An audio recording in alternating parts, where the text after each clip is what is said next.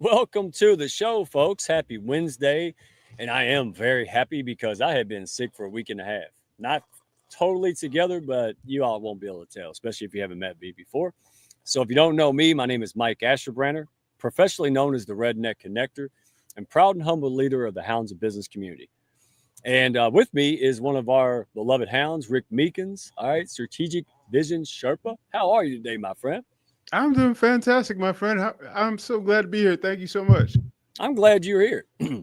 And then, because we were having so much fun backstage, our friend Amy Sean McClain, um, hopefully, does not get captured by some kind of wildlife out there. She's sitting outside of Puerto Rico, and that's very fun. So, and we were messing with her mic and all this kind of fun stuff. So nobody watches the first minute, thank goodness. And so, how are you doing, man? We had a great show yesterday. That radio show, I told you it went fast, didn't it?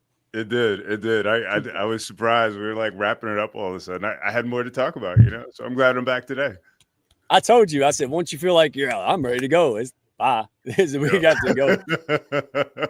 That's why radio is a good fit for me because I could talk for, till midnight. But then radio is like, you can talk, but ain't nobody listening. So did you do anything fun last weekend? And, this biggest part of fall yet or no? Man, I was, what happened this past weekend is I was, putting, I've got my podcast, our pal podcast, and I'm sitting here, I'm editing. I get finished editing the show 2 hours into it. It's a beautiful show, did a nice commercial and all that good stuff. And I go to publish it, and I noticed I edited the wrong show.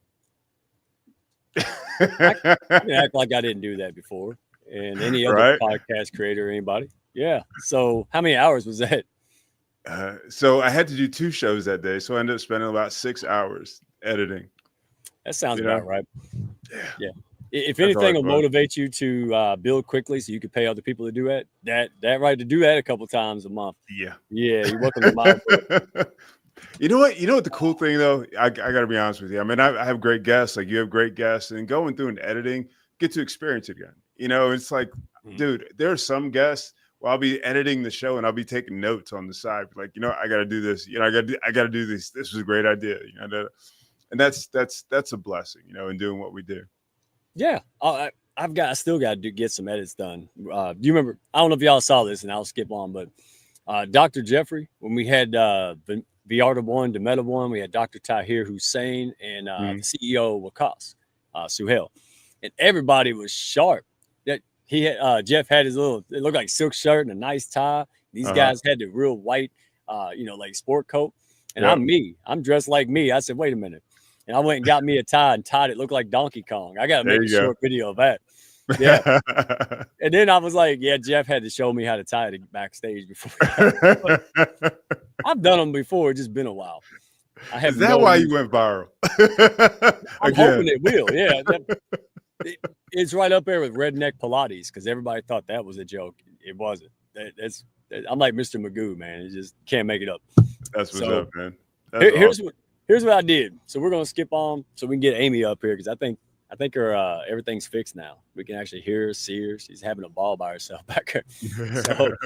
So we went camping 2 weekends in a row, and the first weekend was cute because my wife, because I'm always doing everything right. I got planned. I got to put the stuff in, and my wife just did it on her own. Right? That's when I realized I really am dangerously close to being a grumpy old man because I'm like, where's this? Where's that? You didn't get to run steaks. I was like, come on, man, stop that. Like, I would yell at myself. I said, come on, be nice guy. She put all this together. It was great. But one of our favorite spots, a campground, there's Salt River. And then this weekend, we went twice. So this weekend was a Halloween and the trail. And the little one, she don't remember going on a haunted house or a haunted forest. And it wasn't that haunted, but, she went through it because, Dad was going to take her through it. I mean, we couldn't go backwards. We were already there. Right. But then she wanted to go back and she was scared until we got to the end in Beetlejuice. Now, whoever played Beetlejuice, this guy, he should have been in like the real movie. Like I was like, is that for real? The dude that played like, oh, she just lit up. She forgot she was scared. She was like, that guy is awesome. So now we're supposed to watch Beetlejuice. But I'm glad. See, everybody's on me about not getting out, having fun, and look, there it is. Yep, Michael Keaton. I was like, I know his name. That's my dude. Thank you, Sean. So we had fun. I got out, and then the next weekend I had so much fun I got sick. That's what happened. So, but real quick before we get this party started and bring Sean up, guys, folks, listen. This is our last encore. I'm like Santa Claus. I only do these a couple times a year. All right. So private training, no infomercials, no cheap ass bait and switch. This is a real deal. All right, folks. Now listen, folks can have a good time and say, good job, Mike. But what they don't do is email you and tell your life story and say, can you help me? Like I'm really struggling with trying to grow this business and get in the right front of the right people. And it's an honor. It's an honor to build that kind of rapport and trust with folks.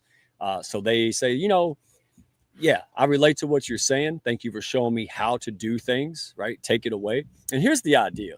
If Phil and I, right, we come in as a unit, because I'm not against direct messaging. I'm not against all that stuff. I'm against doing it for no reason, right? Or without a structured strategy and a plan and clarity, right? So we had a great time just opening it up and showing people how they can take this for themselves. And here's the two things about it. If you see the needle move, right, the hounds may help, maybe some of the things I taught you helps, then maybe you'll want to do a little bit more, right? Or maybe it doesn't work. And either way, you're welcome, right? You're welcome because we're not trying to sell your butt a $50 million trinket or even a $1 trinket you clearly don't need, right? And that's it. So we're teaching people the game.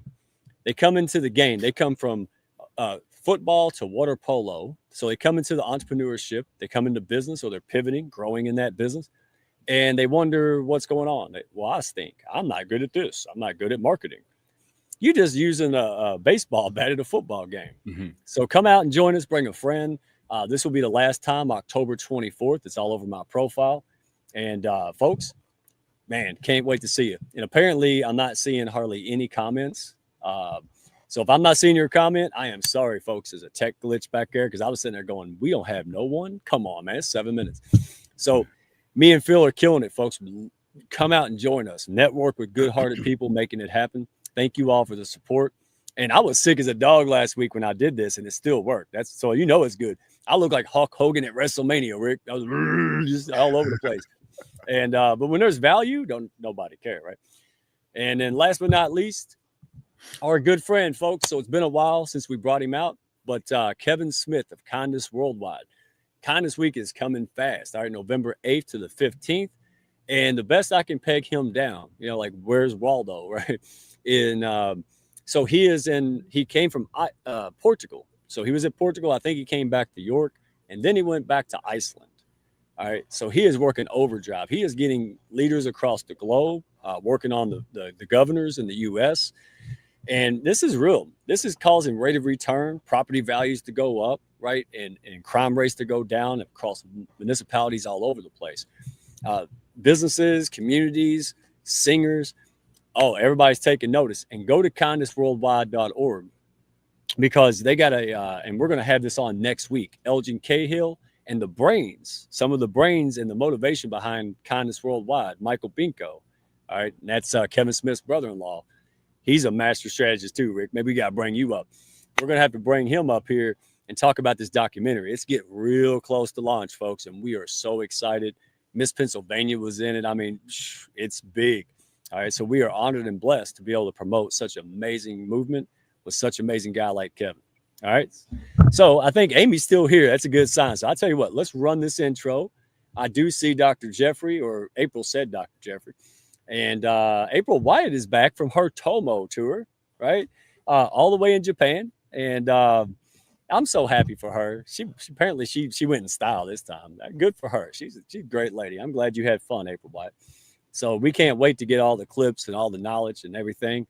Love hearing the stories. So Rick, you ready? You want to roll? You want to start this intro? Let's do this. You're a man of many words, Rick. We get along good, man. I appreciate it. All right, let's do it.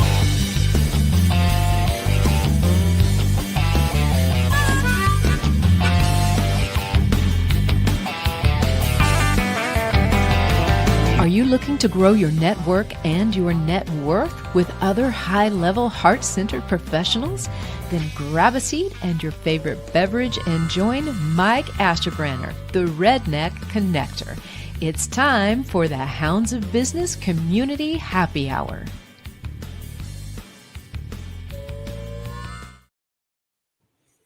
All right, folks, I'm off mic. I'm off mute. It's great. That's a good sign. So, all right, we're going to talk about Spark the Strategy, Founders Innovation Playbook, guys. So we have the two folks that know a lot about this. Hey, ask questions if you'd like to, involve, give your comments. Love that stuff over here. We try to get you on the screen if we can see it. All right, folks who I can't see, thank you for being here. I'll go check you out on the individual profiles best I can. So, you know, every founder has great ideas, but boy, present company right here, few sometimes know how to turn those sparks into sustainable, scalable innovation. So that's exactly what we're going to unpack, right? Talk about this high impact conversations, really talk about the crossroads of creativity, discipline, and leadership. So let's bring up Amy Sean McClain. She is still here, so we're going to try it again. How are you, my friend? Hey, y'all. I'm great. Living Good the to see dream you. out here in Puerto Rico. Great to see you all. Thank you for having me today. Thank you. You didn't pick somebody's flower. Is that your flower? You didn't like post that, did you? I don't think she knows about it. This is Oh, my special. she said, what flower? Please, you all. Stop it. Said, what Yeah, flower? I wake up like this. Flawless. There you go. Then we're going to say, what giant I bee? stole that from Queen Bee.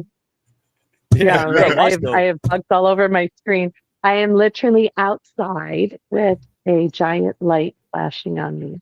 It's pitch dark behind me. And you may hear some Is that a frogs monkey in the behind you? Yeah, that's what I was That- wondering. Is the gorilla just going to pick up? I'm not gonna. I do not have any monkeys on my back, literally or figuratively. So thank you for giving me that opportunity to say. Well, welcome to the innovation/comedy show. I'm glad you guys are here because, oh man, it's been a wild year, hasn't it? It's been a good one, but it's been a wild one. So, man, oh man. So I tell you what, let's get started. Let's give the folks some value before they just cancel me forever. Mhm. So, Rick, let's start with you, man, because you had a great show and I really liked hearing this. Folks call you the Strategic Visions Sherpa, and that's not something you hear every day, not a normal title. So what's that really mean to you? Give us a little bit of background and how did you earn that, man? It was really cool. I had I was working with a woman. Her name was Rachel Pretzel. And we were just sitting and we were just kind of brainstorming, just like, what is the greatest value, that I bring to the marketplace, and it's like one of those where I've done strategy for 20 years and strategy kind of gets a little bit of bad raps. It's like, it's just like some like woo-woo stuff. But, we sat down and we worked through, and it's like, the thing that I do for folks is I work through their vision. So it's like, hey, I've got an idea, right? And so we're going to take that idea and we're going to blow that up. The thing about it is we don't do ideas for the sake of ideas, just like we don't do strategy for the sake of strategy. We do ideas that are going to give us strategic advantage in the marketplace. We want opportunities to be able to stand out, for people to understand why they should buy from us versus buying from someone else. And so that's the strategic. But the other piece to that is I don't give people this formula. Hey, I'm going to take this and I'm going to apply this to every single business out there. As a Sherpa, my job is to guide you. Okay. It's to take you it's to show you the way. It's not to do the work for you. It's not to say, hey, you know what, take this box and just do your best with it. I'm going to guide you to make sure that you get to where you want to go. I don't need to be with your company 24 hours a day, for the next 5 years. I'll be there when you need me. And that's the important thing. Yeah, well, we talked about this because a lot of founders and people and startups and even scale ups, mostly, they have great ideas, but they don't know how to go about implementing them. Or if they do, oftentimes it becomes a disaster. They wish they didn't have that idea by the time it's done, right? And so, correct me if I'm wrong, but you built 6 companies, right? There's probably 6 companies I remember. There may be more. It's kind of like 60, yeah, it's a lot. Yeah, because I remember 6 of them distinctly. yeah. It's taken me everything to do one. Now I'm on three. Oh, God help me. So, you coached hundreds of founders, right? So when you walk into a business, what's the first clue that a leader's stuck in the weeds? When they don't have time to Mm, meet because they're doing everything. You know, a lot of times when we start these companies, you know, it's we don't think in terms of creating like the systems and processes and tools so that we can easily pass off the work. There's no founder that can do every single thing that's required for a business. A lot of founders go into business, they're visionaries, they're creatives, they're folks that, you know, say, hey, you know, I've got this skill, I've got this ability, I'm going to start this company. But it doesn't Right. mean that they're great tax people, accounting people, business development, Right. et cetera, et cetera. And so when I see an owner that doesn't have time to meet with me, a lot of times he or she is trying to wear all the hats. Even if they bring in other people, they're playing puppet master. You know, Right. it's like you do this, you do that, and everybody has to report back to them for anything to get done. It doesn't. That's not a scalable model. That's not a business that can work in the long run. No, it's not. We're going to get into that. But before we do, I want to kind of give a little intro to this and hear from Sean. So you and Sean were planning a retreat, and now that's evolving into something bigger. So what's the heart behind that? And what do you want people to walk away when it happens? When you have this retreat? Like, why retreat? What's the point? Well, what I want to do is actually, I want to do more than a retreat. So when we talk about a retreat, we talk about, hey, you know, I'm going to relax. I'm going to, you know, sit back and, you know, listen to some really cool, you know, visionary trainers or, you know, whatever it is. The goal isn't to do that. What I want to do is I want people to be able to walk away from this mhm, retreat with something that is going to change their business. And I'm not saying like a short-term change. I'm not saying, hey, you know, it's, you know, create a social media strategy. I'm saying we're going to create a game-changing uh, strategy for your organization that's going to allow you to stand out in the marketplace. And we know that as entrepreneurs, a lot of times, you know, we're gunning like 24/7. We're trying to make it happen 24/7, and we just don't get that clear headspace to make that happen. So that's the key component of that. So we want them to be able to be creative. We want them to be able to have a good time. We want them to be able to learn. We want them to be able to walk away with something that is going to absolutely change their organizations. Amen. I mean, and some of us, and folks, don't get this wrong. If you start off like me, like accidentally building a business in a community and stuff, then that's okay. But don't stay there.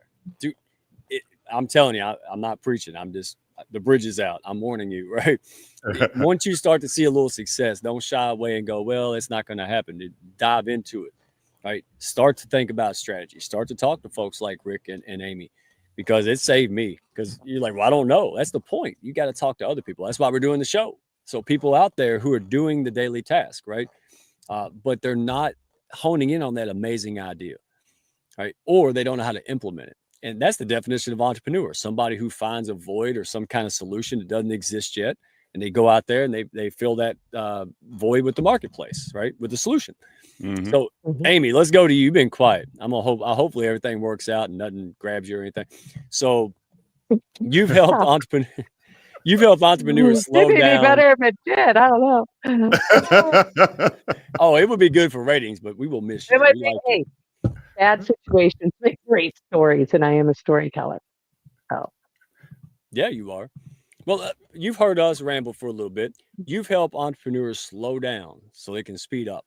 When you hear Rick mhm. talk about integration and alignment, what does that spark for you? What's your thoughts? I think about, I too have been a serial entrepreneur and 7 very successful businesses. I think I've up to 14 since 2001, 1999 actually I started. So the biggest piece for me is taking the time, having mindfulness, and really going inside so you can find that creativity. It's always there. And so many of us, like Rick was saying, we get caught up in the day to day and the minutia of running a business. And I'm blessed in that I had a dad who was an attorney and a mom who was a teacher and very disciplined folks. And I just grew up that way. So being an entrepreneur for me was natural. I didn't like working for other people. And I do from time to time. I enjoy it when I do. I always work hard wherever I am, but doing it for yourself, you get to practice mindfulness, really go inside and see what it is you want and live your passion. And isn't that a beautiful thing? Isn't that, the Hounds of Business is a shining example. You wanted to see better networking. So you're showing it, leading with humility and showing up by never letting people down. That's huge. How many networking groups have that, right? So really being mindful, taking that time to step back. I do yoga every day. I practice meditation regularly. Those are mine. I do a lot of breath work.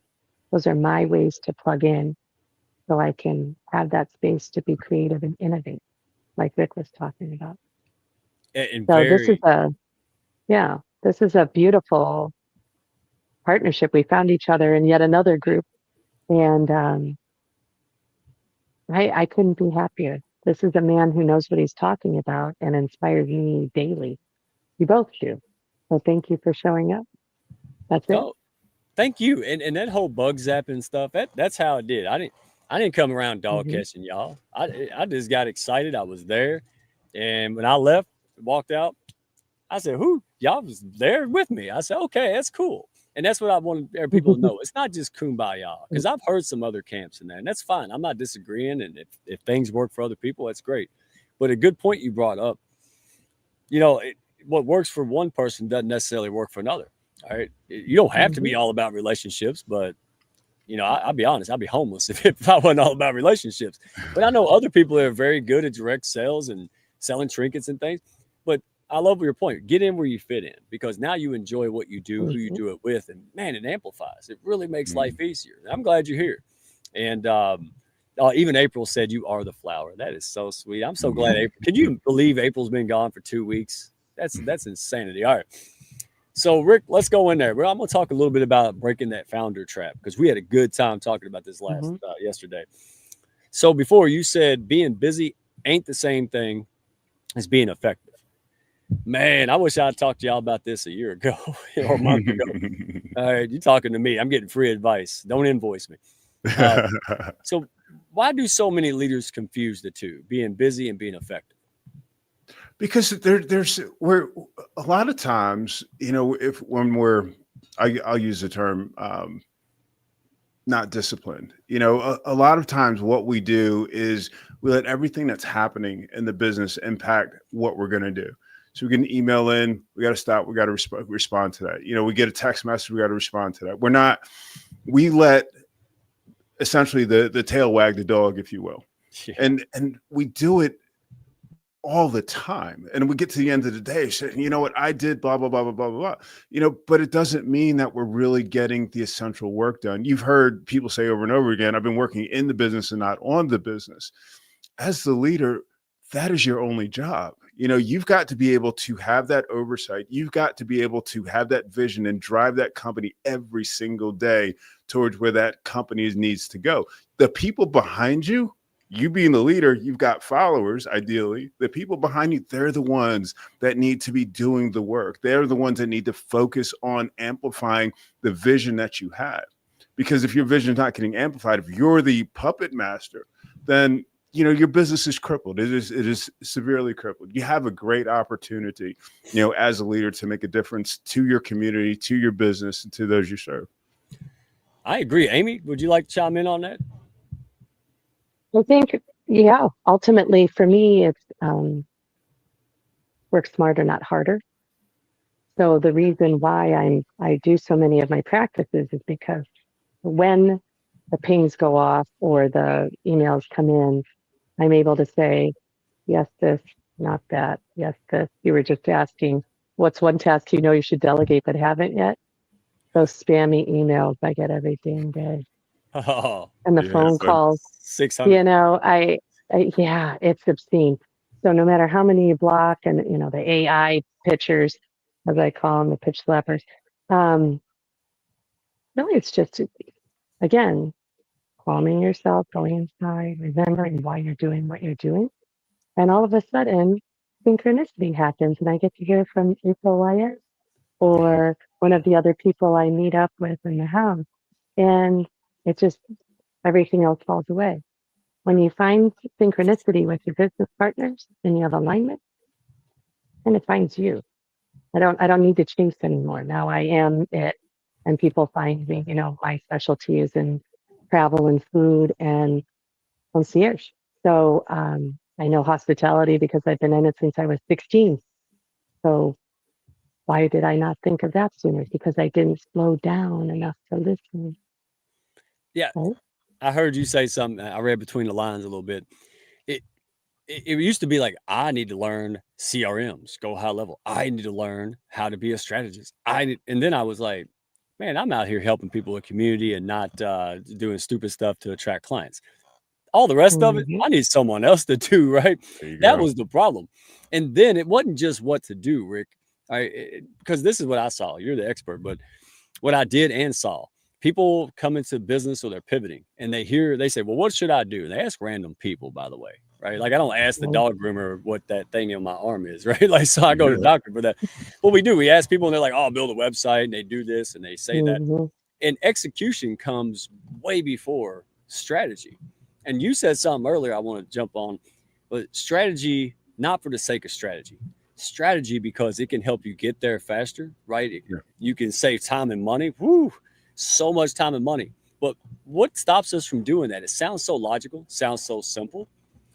So why do we not invest the time into a person that can guide us through a proper strategy, implement an idea, or fix existing, processes, and we go out there and try to do it ourselves? Lots of leaders.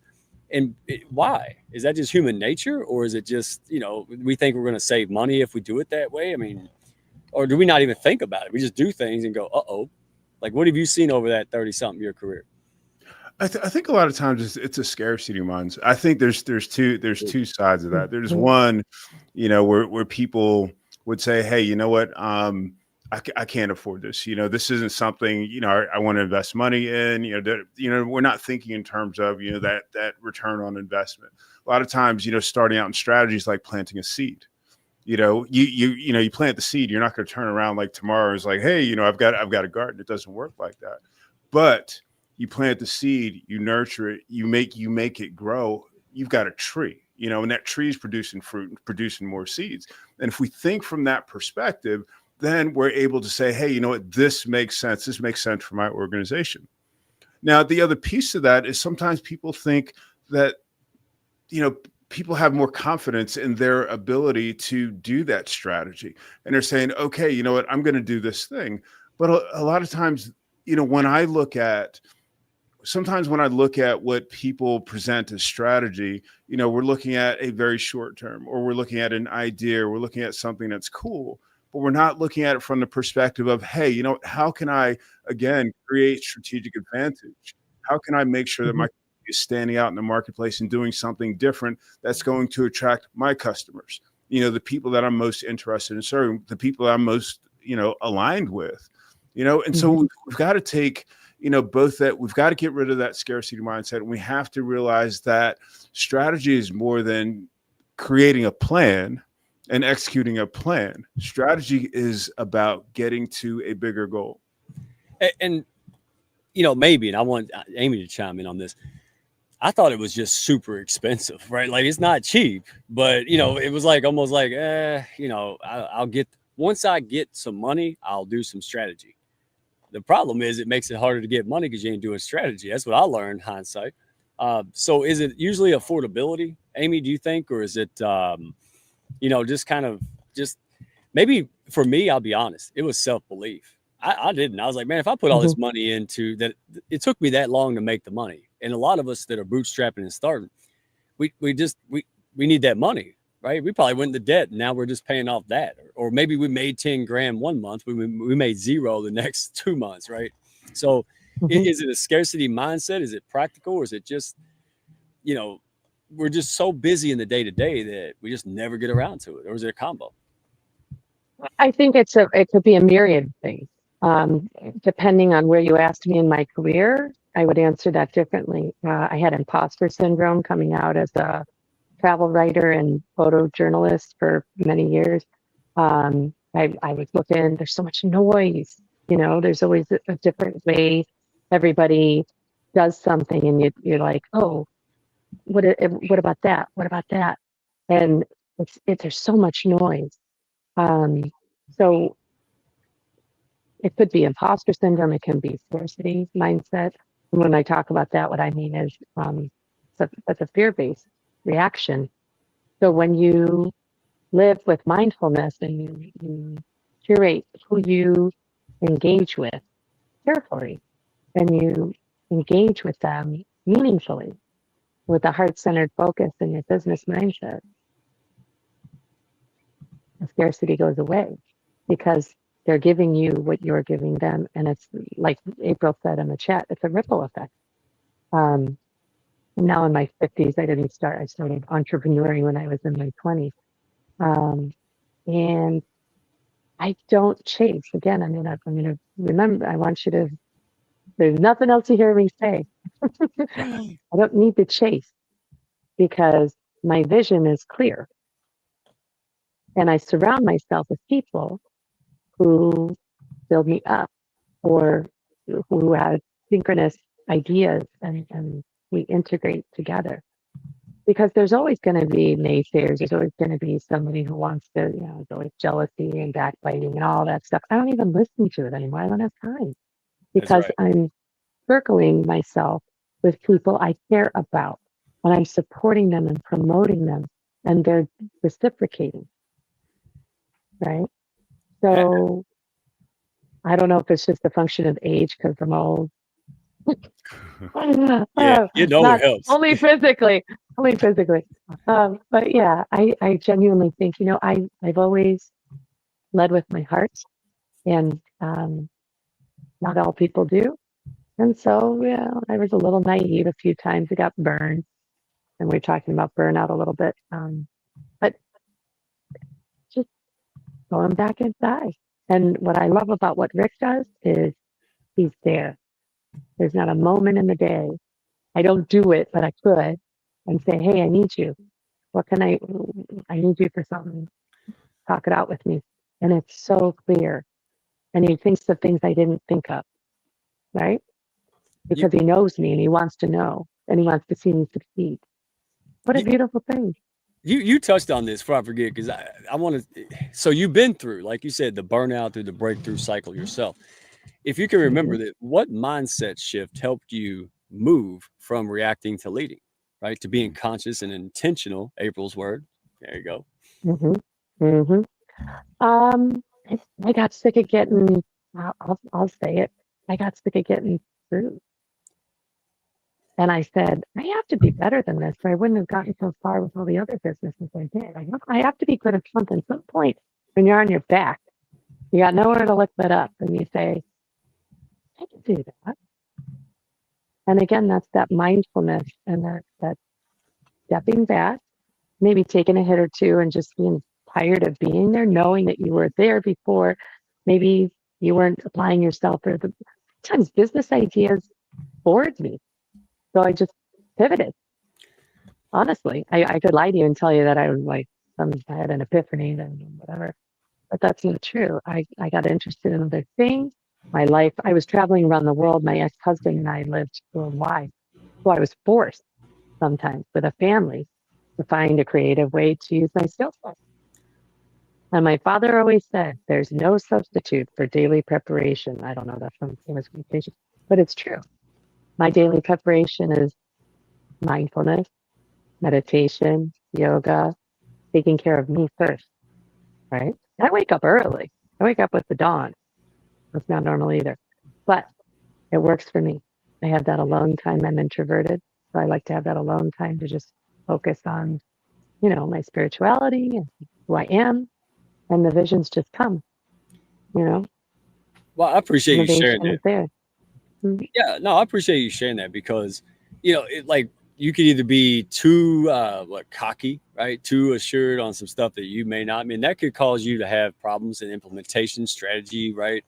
Or you could be more like us, right? To the more doormat, forget who you are, forget that you accomplished, right? You created things. And that's important. It's very important to understand, yourself and why you're doing things. because it is. I mean, you can really, to know whether you're being too rigid, too soft. I mean, these things matter because they impact your decisions, right? And that's the thing. Absolutely. And just my own two cents is, know when to take advice and when not to, right? Like that's one of the soft skills that, it's not all advice is good advice, and not all critical advice is bad, or somebody's being rude. Like I love seeing people in the hounds like get nervous and like, well, I want to tell Mike something, but I'm like, come on, like, no. I mean, if you have my best interest at heart and we have a good relationship, and you tell me, listen to me, everybody listening, it's getting real. I'm sorry ahead of time. If I have a booger on my face and you all see that in the hounds, and you let me come up here and do a live show for an hour with that on my face, now we got a problem, right? But, I promise. no, I'm just kidding. Yeah, right there. And I know I said it, April White, you're back. Welcome back. she missed this for 2 weeks.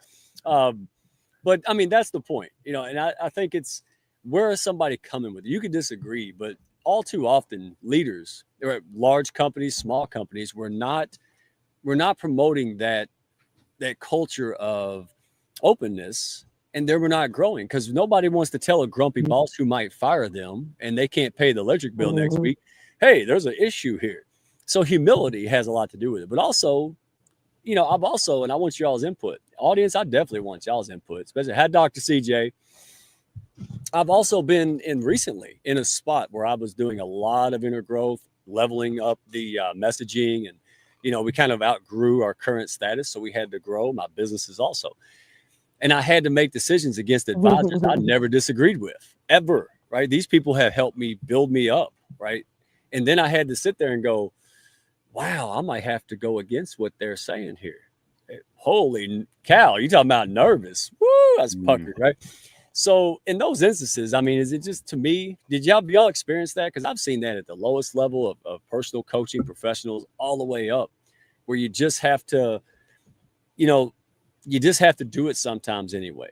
But Rick, what I hear you saying is do it with wisdom, right? Do it, make a game plan. Like I wouldn't jump in the car and drive around the state trying to find somebody. I'd know where I'm at, point A, where I'm going, point B, and then have a roadmap. That's the kind of strategy you're talking about, right, Rick? Yeah, definitely. That's important. That's important.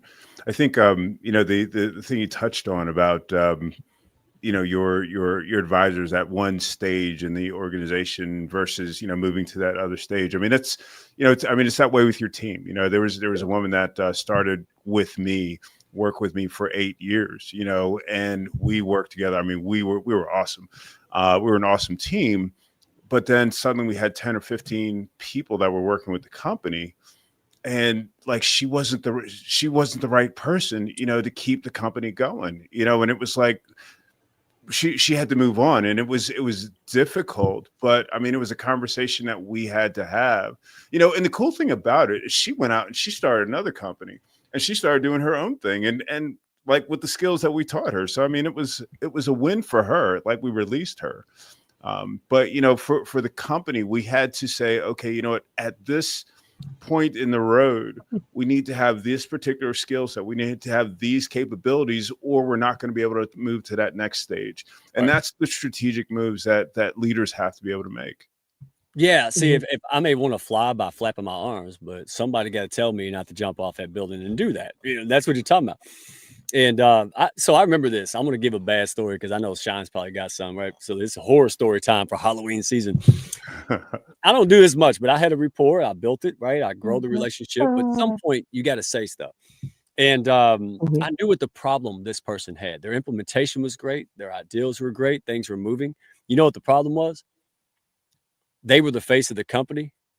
And they needed a new face. This person had no people skills. They were grumpy. They were not the spokesperson that you wanted out there, making people smile. It was not no clown, no happy. And I just had to say it. I was very tactful. I did my best, but I said, listen, brother, you're going to have to get a new face. You need to get a public relations person that can go out there and do the things. And I'm not being rude with that. I'm just saying, that's like me trying to sit there and be real serious. Like, no, I need to go find a Rick Meekins to take that role, right? Listen, so know where you're at. And I think that's the thing. When you have humility, when it comes to anything in business, but, implementing and rolling out sometimes very expensive new product launches and innovation, you got to put that in your pocket. Ego's got to go away. All right. Because that's a bottom line move. So I said, whether you believe in all that, feel good or not, do it for the money, right? That was my whole calling card. So anybody got any other Halloween stories of, you know, you just had to tell somebody like, you got to stop talking to people, brother. Like, and I'm serious. No, revenue started increasing and then marketing started getting more effective. Mhm. You know, so anybody else had to say something to somebody they didn't want to, or, you know, in the spirit of strategy.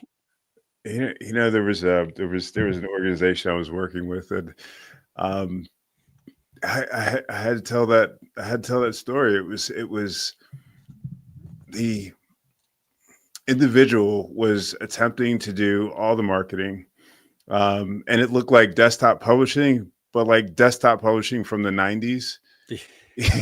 Like my graphics. Yeah, and I'm not even talking about using like Microsoft Publisher. I'm talking about using like Microsoft Word and like trying to make ads, and the language was, it was tough, man, to really to have the conversation and say, maybe, you're not, as you say, maybe you're not the best. Maybe we need to, pivot a little bit and focus on a younger generation and put someone in this public facing role that's going to appeal to to these younger folks. And yeah, that was a tough conversation. That's right. You know, I can think of a slew of stuff that I shouldn't be marketing, right? You know, like there's a lot of stuff I should. And CJ, y'all want to answer this? Because you better. It's CJ. She said, I want to hear your amazing guest. Tell me who your ideal client. Who is your ideal client, Amy? For my new-ish travel, food, concierge, hospitality, I am looking for people who I've been to 70 countries, maybe more. People who are looking for authentic food and travel experiences. I have the contact, and if I don't have somebody in that country, I'm going to find one because I have them everywhere. But people who are genuinely ready to travel and have it on their bucket list, or just paying into some extra money. But people who want an authentic experience with really good food and a chef. Rick and I are both chefs. Really? That's right. Because I saw you wear that Yeah. hat that one day. I just yelled, Chef wasn't- Boyardee. Yeah, you had that. No, y'all remember the can? She had the hat. I had to tell because She I have wrapped really that curly towel hair. to the- You can't see, but my hair is naturally curly. So I had it in a flop for a You- meeting, you- and boy, did wrapped I it- get it. Just like a chef from the 20s. You know it's true, dude, because you just smile. I Keep did. going. I'm sorry. Yeah. So food.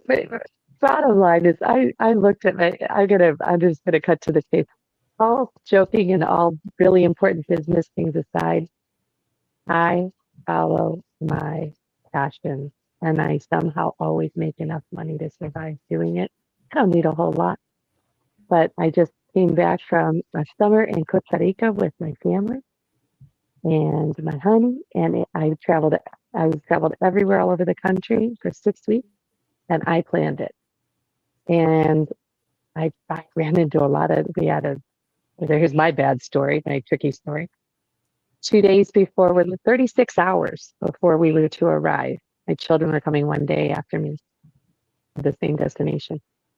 Canceled my vacation rental. And I said, oh, that's inconvenient. A typical person would be like, oh, what are we going to say? What are we going to do? And I just went online and made it happen, and we got a better place. So those are the kind of things travel experience gives you. You know, I've been traveling for 30 years. And so probably longer. Yeah, 30 plus years. And there's nothing that lets you know better than just raw experience in countries where you don't speak the language, you don't know the culture, and you're kind of a fish out of water. So that's why me up north. So I don't even I just decided that I can help people. This is a pain point we say in marketing, right? People want to travel. they're dying to do it. A lot of baby boomers are like, I've been working my whole life. I've got this retirement. I'm ready. They want to do it. And I have that. So I want to share it. And that's it. Oh, So my ideal client is people who are seeking travel, who have disposable income to do it. I don't want you to go in debt to travel, but I can be your person who tells you where to go. I don't book it for you, but I put you in contact with many people I have. And if you have something in mind, I have tons of contacts and tourism boards all over the world. So that's what I used to do. I was working in travel and hospitality and food for the last 25 years. So well, look down. I There you love go. it. Look down. Read I that. know, right? Check it out. Right? So CJ needs some help planning There for we her go. Asia travel. Yeah. I lived there. I did 8 countries in 7 weeks with a baby on my back, 2011, 2012. Nice. First of all, And you my said 18-month-old is now 16. wow. So you said 8 70 countries in 7 weeks. I did fly. Oh, no, I took a train of the whole coast of Vietnam. Don't do that. I'm not going to let you do that, CJ. No. I don't even go It to the stops a gas lot. station anymore. So you going to 70 countries, man, that's like, whoa. And by the way, since I brought it up, I'm already in There trouble. are 197 nations. I figure I'm 52. I gotta pick it up a couple notches to get them all. That's like I gotta Kevin get Smith. traveling. That's crazy. And Uh-huh. so I'll tell you what, I'll start small. I can't go international. I probably won't. I'll probably just disappear. So we get a GoFundMe and I'll try out Jersey first. If I can make There it you there, go. I'll go anywhere. There you go. Yeah. 'cause- We're gonna kidnap you and bring you to Monkeyville in Puerto Rico. Puerto yeah. Rico is still the United States. You can use your real ID to get here. It's true. That's perfect. If you make it through this show without something snatching you up, I might think about it. I might come out there. But hey, I'm thinking about going to Podfest. I might do that. So that's a big deal. That's in Florida. Cool. I'm in Kentucky. So Nice. I do miss interaction a little bit. After we took that camping trip, I showed y'all pictures of. It was the first time that I haven't been on the screen in years. And there was a guy at a Oh. food truck. And it was funny too. Y'all want to hear that? I walked up because I haven't been outside in way too long. And they have a food truck out there at their campground. So we went to a restaurant. I'm not gonna call nobody out. Of course, they didn't give us forks at the restaurant, so I had to get a fork. I'm looking at this bucket, and and I'm tired. It's Friday. It said it looked like forks. So, but I said spoon. I said, hey man, do you mind if I get a spoon? And this guy, he said, that there is called a fork. He said, are you okay? I said, yeah. I said, I don't get out much. And I thought, you donkey. But it's funny because I didn't get mad because I would have said the same stuff, right, April? I mean, come on, CJ knows me. And so anyway, I come back up there and started talking to the guy. And it's interesting because just no agenda, no business. I'm at the campground. I'm having fun with the family. I'm learning how to relax. And then this guy starts talking about his business nightmares. And he has another business. He has like a butcher shop and he wants to sell meat, online, sell meat outside the region or the area. And I'm like, wow, how cool is that? So now I got the bug. I'm like, wow, I'm face to face. I miss it. And I really haven't done face to face since COVID. It's wild, isn't it? So anyway, who knows why I brought that, but I'm still recovering. That's my excuse. So let me skip ahead a little bit. All right. We're going to talk about a little bit of integration advantage before we have to wrap up. Rick, you call integration the missing link between innovation and impact, right? So what does the process look like inside a growing company? The first thing we have to understand is we have to understand the dynamic inside the company. We never want a situation where we're trying to make changes in the company where the company's not ready. The leadership has got to not just say, hey, this is going to be a cool thing to do, but say, hey, you know what, I'm going to be engaged in this process. Why? Because he's got a team behind us. Okay. The other piece to that is our team has to be ready. It's a myriad of talents, capabilities to actually do an integration. So we have to understand what different talents we have, and we have to think in terms of capacity.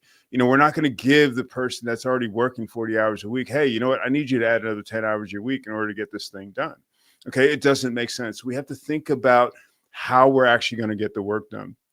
Hey, the other piece of this, especially when we're thinking from an innovation process, when we're looking at innovation, we're looking at doing something new, something that hasn't been done before. Okay. So what we're not going to do is we're not going to just dump all the money and all the time into getting stuff knocked out in a week because we don't know what's going to work. What we have to do is we have to break it down into what we call like an iterative process. We're going to take steps. When we look at like an actual innovation process, we use what's called a stop gate. We say, okay, we're going to take it to a certain point. Okay. Is this working? If it's not working, can we switch? Can we make a change and make it work? If no, then we throw it out. If yes, then we go to the next stop gate. Okay, is this going to work? Is it going to work at this point? Do we have market fit? Do we have blah, blah, blah, blah, blah, on down the road? So again, we're not over investing.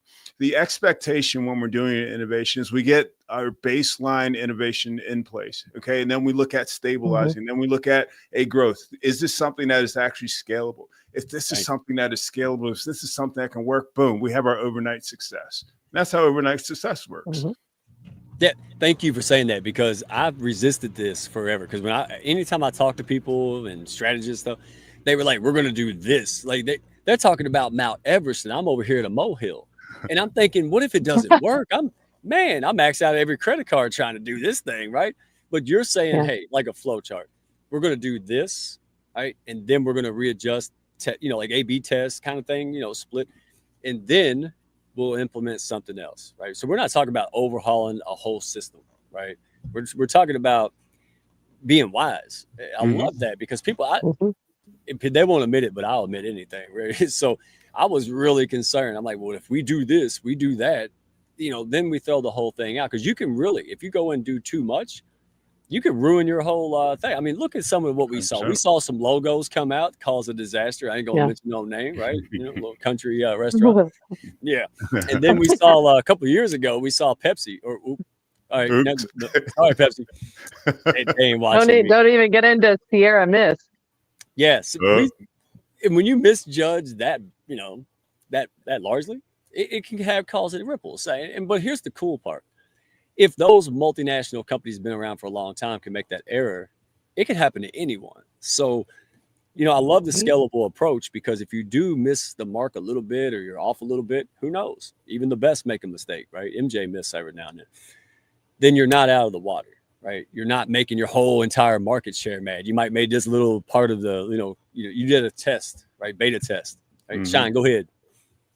And that's what I want to interject real quickly. Rick has already done that with me in the time we've known each other. He said, nope, let's try this. And he's always just phenomenal with ideas. He really takes the time to get to know who you are. He takes the time, he gets to know how you think, what your passion is. He asks the right key question and really helps you shine. That's pretty rad. I've never worked with someone who was more dedicated to seeing others succeed. Really. Thank you. I really appreciate that. No, I mean that. It's true. And he's so humble. He's talking. He's much stronger than he's letting you know. he doesn't know this. He doesn't know this. But I know he told someone not to hire them because he knew that they needed other things beforehand. Now that's why he's here. That's my go-to, right? Everybody says if they even sneeze strategy, I'm like Rick Meekins, right? Because that's humble, that's good, but that's good for business. But he's a good man. He didn't do it for no other reason. And so we're gonna clap. We're gonna make him blush. Don't worry about it. Blush anyway. So I love that. And Sean, I'm not gonna let you go. We're gonna wrap it up in a minute, but I have to ask. Because you bring the human and spiritual side into business. And that's why you guys complement very well, right? It's like two halves of a circle. But how can structure and intuition work together instead of against each other? A lot of folks, think that it's kind of, like two magnets pushing. So how do you... woo-woo. Yeah. Well, structure and intuition. But you're not saying it's one or the other. It's both. And watching YouTube work kind of proves it. But what do you think? I'm going to defer to my partner here. He's going to hate me for that. Oh, you're going to put him on blast. Everyone said you're great. I'm going to put him on. Now pay for it. No, I'll be happy to answer. I want to hear what you think, but genuinely. I think it's we have to remember, we have to think in terms of who we're serving. Okay. Mhm. And we have to understand that connection between ourselves, our businesses, which are extensions of ourselves, and who we're serving. Mhm. And then we have to build a structure. We have to put a structure in place in order to be able to replicate, in order to be able to ensure that we can deliver what we're supposed to deliver to those people that we're serving repeatedly. People buy from us because they know, like, and trust us. If our process is different, if we don't have a process, if our process is different, if what we're going to deliver is different every single time, then they're not going to trust us. They might like us, they might know us, but they're not going to do business with us. It's just not going to work. Our intuition is really, really important in understanding what that need is. Mhm. Oh, you're muted. Doing it again, the mind impression. All I'm right. fan of Mike. You And know, now for my next trick. maybe I need to be a little bit sick every day. I feel good. Hopefully this is feeling good. He's hopped up on NyQuil or day. Yeah, I'm testing. All right. So, I love what you said. We see our businesses as extensions of ourselves. Not everybody does, and that's okay. But that is a big Mhm. differentiator between the hounds, right? And again, strategic planning, thinking things through, having folks around you that can help fill in the gaps, give different perspective. Because what I've noticed too, not everybody relates to me, right? That's why I like to have other representatives of the hounds, right? Because not everybody's going to look at me and go, "Oh, yeah, that guy," right? But they will look at other people in different industries, different walks of life, different areas, locations across the globe. And that's what I want. So if I just go about this like me, right, then, I'm going to cut off 99% of the world if I'm not over here going, hey, what about other people? And honestly, I'm going to toot the own horn or toot, toot, but we have one of the most diverse communities, right? And Mhm. conglomerate of partners and ecosystem partners that I'm blown away. And we never even tried that. We were just trying to get good people with good character and people that are aligned business wise, right? And look what happened. I love it. And you say, well, what's the hounds? That's We got it. everything in the That's hounds. it. Yeah. Oh, look, Curtis. Listen, all right, guys, give me a second. Curtis is like, look, man, it's 1 a.m. I got to go to bed. All right, so Oy. Curtis, I love everybody, him. I got to give the shameless plug real quick before we close out with you guys. Maybe we'll have a part 2. You know this. All right, so Curtis Rivers, dream life, humble guy. You've seen him. You've seen this guy in movies. If you watched a movie since like 1985, you've seen this dude in it. All right, stunt man. And then he said, you know what? I want to be happy. I want to go out there and I want to help other people who are going through life change, inner struggle.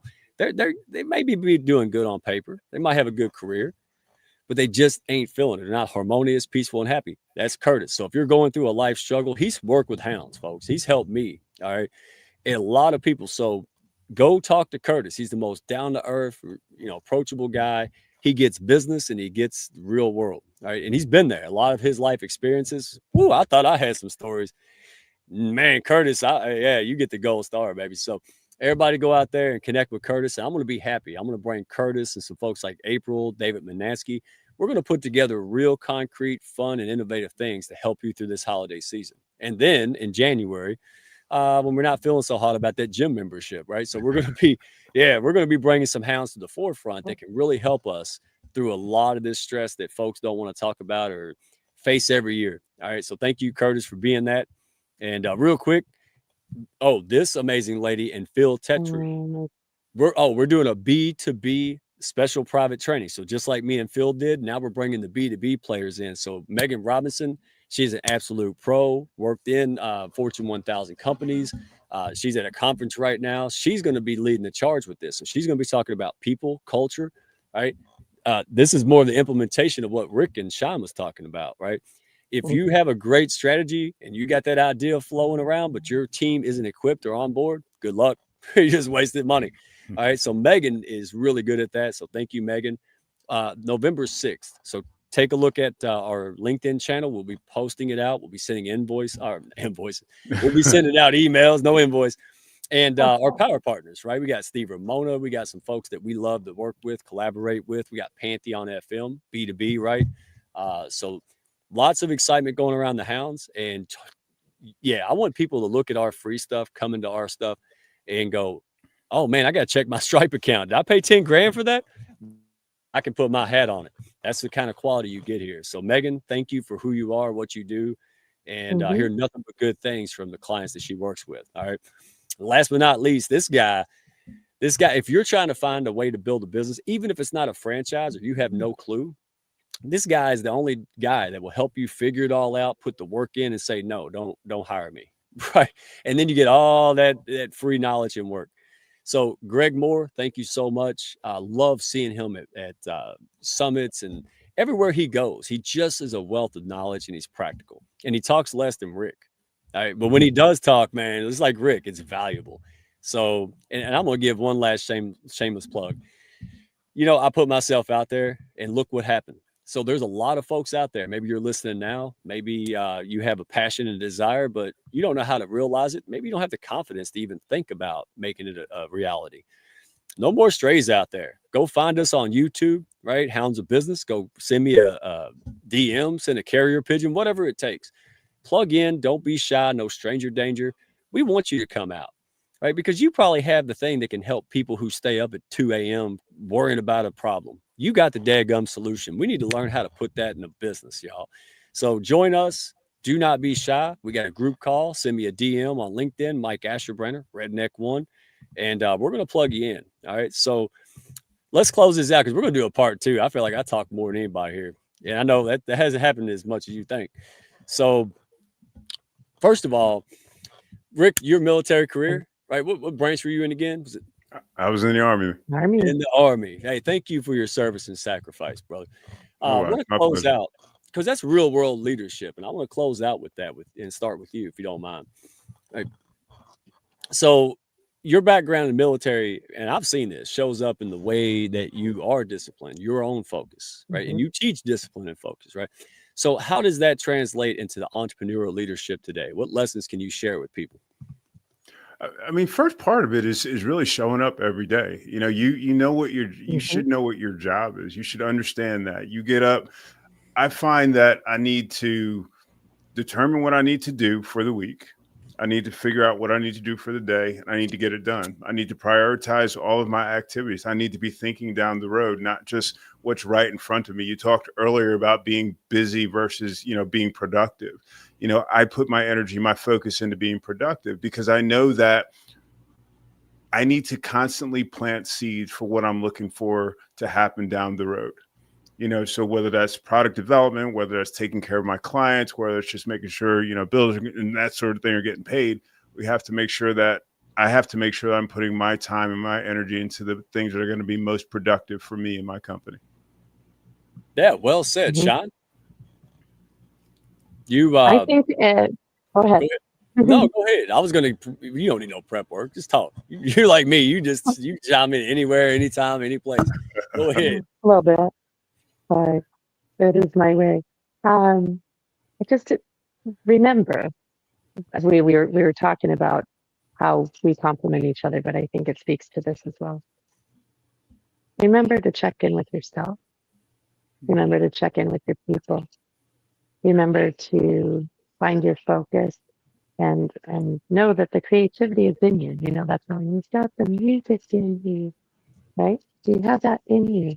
You started a business because you were passionate about something. Don't forget your creative passion and know that there are people here like us who will support you. We've been through it.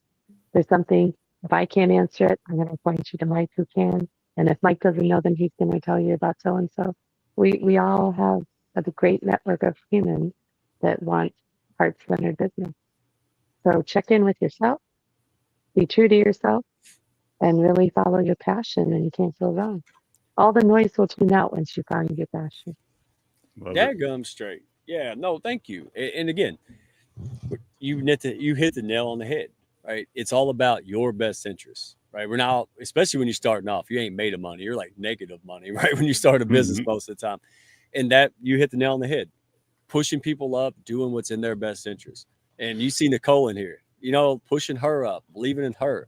I saw value in her from day one. I said, great wow, woman. And guess what happened? Yeah. So I push her up a little bit. She goes out, pushes me up. I get with Colleen. That goes boom, right? That's explosion of greatness, right? And it just continues. It's amazing, right? So don't do this alone. So thank you all so much. Where's the best way? So Shine, the best way for folks to get to know you, more about your services, all you're doing, is that LinkedIn? LinkedIn is a good spot. I'm in the process of launching this website for my new business, the concierge, travel and food and hospitality concierge. So yeah, Chef Amy McClain. I went really original there. I'm rebranding to get away from certain things and to push what I'm doing now. So more to come in 2026, 2027. Oh, see, now You'll find out. All right. Well, we'll find I out. have to have a little intrigue. As soon as I know, I'll give you a hint. I'll give you a hint. It's in Puerto Rico and worldwide. Yeah, better follow. And speaking of Puerto Rico, we are glad that you're if you can. I'm still here. There are no apes or other animals. You're safe and sound. All right, so I might put that on my list. Let's try Jersey first, and then Puerto Rico. How about it? Maybe Jersey, Florida, and once you get to Florida, you just take a little dinghy, and you just float down past Cuba, and you'll hit us. That sounds like. I know I got a lot of friends over in Connecticut and New Jersey, so it's gorgeous. Just me going to the gas station in Jersey would be like a viral TikTok. I think. No, they pump your gas. Am I right? Mr. Meekins is from Jersey. He'll tell you. You get your gas pumped. Oh yes, you have to sit in your car and they come up. Not allowed to pump your own gas in Jersey. I can't go to There's a reason to go there. Nope, I can't do it. I couldn't even carry. I wouldn't let them carry my bags at Hilton Head. Now, seriously, my wife's like, "Oh, look at him looking like Judd from Beverly Hillbillies." Jed, I was holding the cart all the way up there like the man was going to steal it. You can't make it. So. Anyway, so Rick, you got your website pretty easy. bigscary.vision. Halloween appropriate, right? And if you mess up and put .com, it's all right. It'll take you back, right? Yes, sir. Yes, all sir. Right. Yep. So, folks, if he knows a thing or two about those things. Just a little bit, yeah. Maybe 6 businesses. I lost count. Love that. That was the most humble, honest comment of the year right there.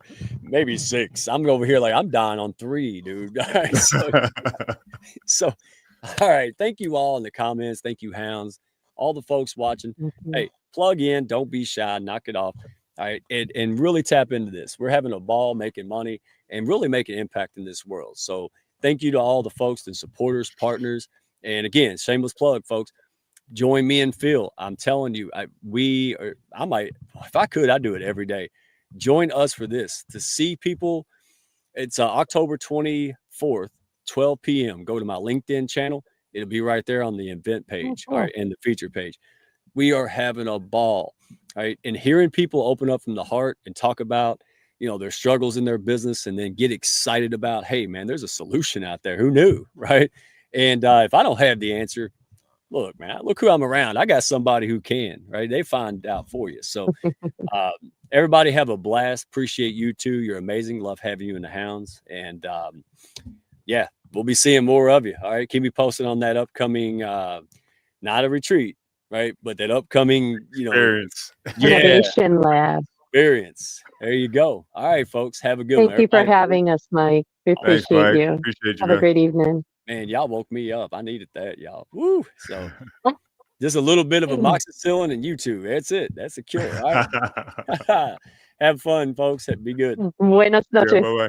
Adios. Thank y'all for stopping by. Be sure to follow, share, and like, and send me a message if you had fun today.